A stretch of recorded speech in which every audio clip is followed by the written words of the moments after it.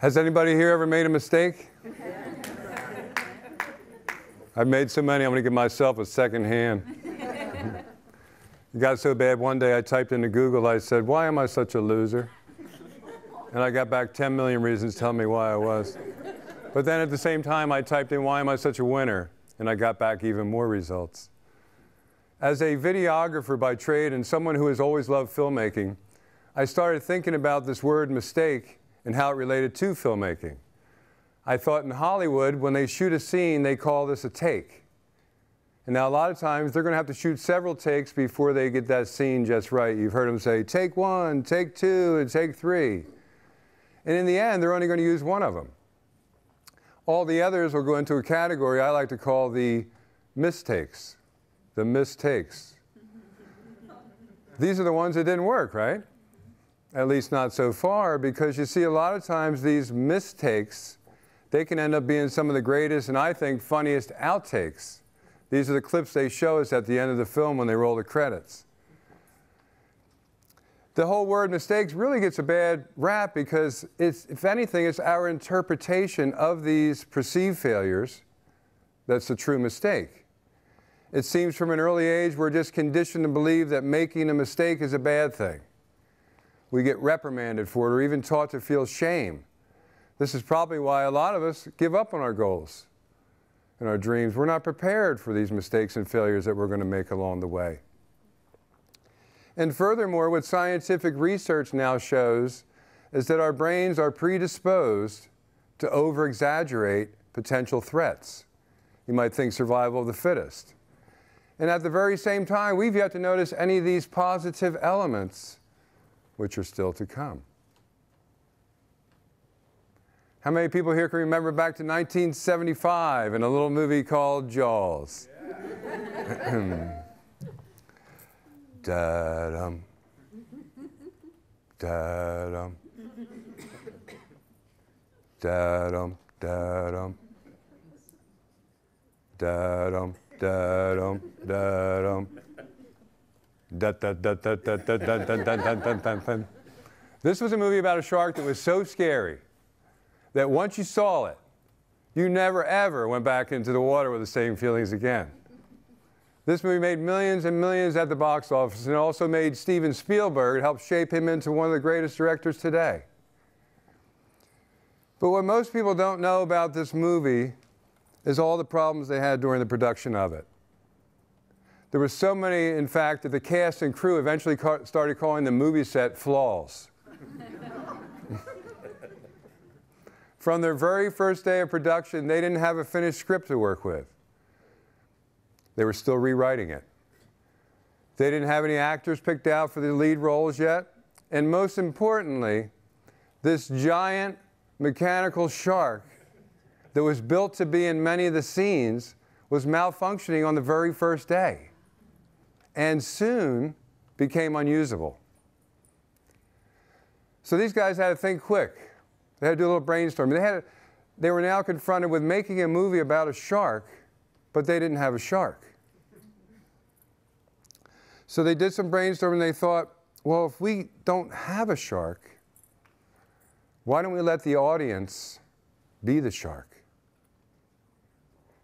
So then a cameraman on the crew at the time, he devised this waterproof box for his camera, on which then they dropped into the top of the ocean, and it gave us that great POV. And then what ultimately put the bite into that shark was that soundtrack.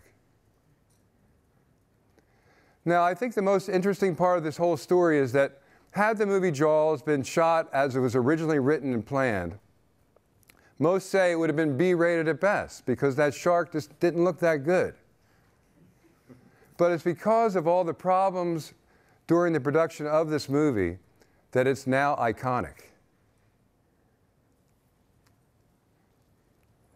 So now, show me some hands if when the last time you made a mistake, you felt really good about it. This is a problem now because our ego is going to get in the way. We're going to get overwhelmed and muddled by all these feelings. And often these feelings are going to take us to the wrong interpretations. So instead of reacting how Thomas Edison might have reacted when one of his ideas didn't go exactly as planned, he might have said something like, well, I guess I better try that one again. You know, it's said that he tried thousands of times before he was able to get the light bulb to work. And then when he finally did get it to work, he was asked in an interview by a reporter how it felt to fail that many times. And they said that Thomas Edison just looked at that man confused and he said, fail? I now know thousands of ways a light bulb will not work. How is that a failure? You see, when we interpret things as a failure, we now lose the opportunity to see what's really there. Now, I know from personal experience, believe me, I know. It's very reasonable to feel sad, angry, or even depressed when one of our ideas or plans doesn't go as well. But the trick is we can't let ourselves get stuck here in this normal emotional reaction we're having at the time. And then again, try to interpret everything based upon our feelings, which are often painful and difficult ones. You know, they say as humans, we can't control certain reactions we have to things because they're built into us. But what you can control is your response to the reaction. Now, if we could just retrain our brains to stay focused on being in the moment, just be in the moment, instead of getting lost in all the should-haves and all the would-haves and all that suffering that follows, often there lies, right in front of us, are these gifts and opportunities. So what I'm suggesting we do instead, the next time something doesn't go right, you've got to feel the pain. Really feel it. And feel the disappointment. In fact, you can cry about it because I've done that too. But then the key is you've got to be willing to let it go. You have to let go. And you can't move forward in any direction until you let go. If I'm holding on here and I want to go there, there's only one way to get there. You got to let go. Now, people have different ways of letting go. You just have to discover a style or a method that works for yourself. Personally, I love inline skating. It really helps me change the channel in my mind from something negative to something positive. I have a good friend, she likes to pray. Other people meditate, it doesn't matter. Again, neuroscience is now demonstrating the plasticity of our minds. It's now showing that we can change neural pathways in our brains, and we do this with our thoughts. And with practice, we can all now default to a more productive place.